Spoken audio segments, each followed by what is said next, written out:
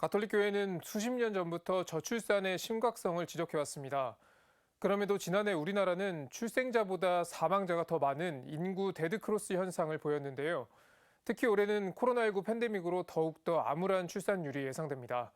이를 막기 위해 전국 지방자치단체들은 출산 장려금 지급 등을 통한 출산율 제고에 힘을 쏟고 있습니다. 보도에 김영규 기자입니다. 통계청 등에 따르면 우리나라 합계 출산율은 2018년 0.98명을 기록했습니다. 그런데 올해는 사정이 더 나빠질 전망입니다.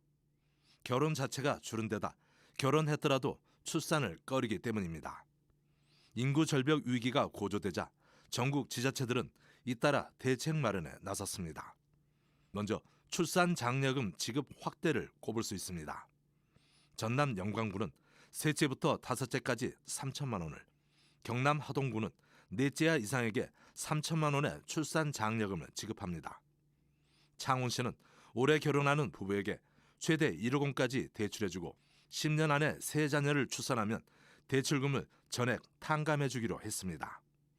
강동구는 서울시 최초로 한시적 양육비 지원 사업을 시행해 양육비 채권자에게 한시적으로 양육비를 지원합니다.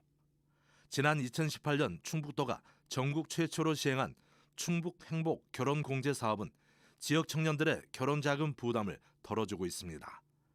서울 송파구는 넷째 이상 다자녀 가정을 축하하고 양육 부담을 줄이기 위해 1사1 다자녀 가정 결연에 나섰습니다.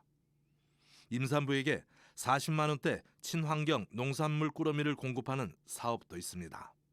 이 사업은 임산부와 신생아의 건강과 코로나19로 어려움을 겪는 농가의 판로 지원을 위해 지난해 시범사업으로 선정됐습니다. 첫 해에는 서울과 충북, 제주 특별자치도가 시범 시행했고 올해는 대전을 비롯해 경기, 강원, 충남, 전북, 경북, 경남, 그리고 전남 등 8개 시도가 추가 참여했습니다. 지역사회의 돌봄체계 강화 노력도 빼놓을 수 없습니다. 동작구는 임산부와 영유아의 건강 증진을 위한 영양플러스 사업을 진행하고 있고 은평구는 임산부와 영유아 가정 교통 편의를 위한 아이맘 택시를 운영하고 있습니다.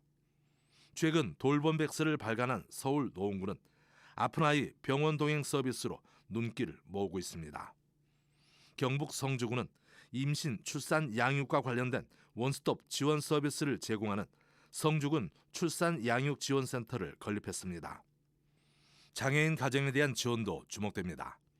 서울 영등포구는 신생아를 출산한 장애인 가정에게 신생아 한 명당 50만 원의 출산지원금을 지급합니다. 한편 가톨릭 교회는 그동안 저출산의 심각성을 줄곧 경고해 왔습니다.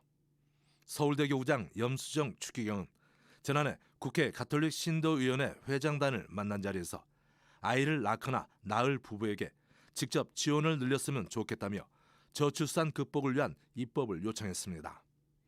염 추기경은 또 CPBC 신년 대담에서 출산 친화적인 환경 조성을 강조했습니다.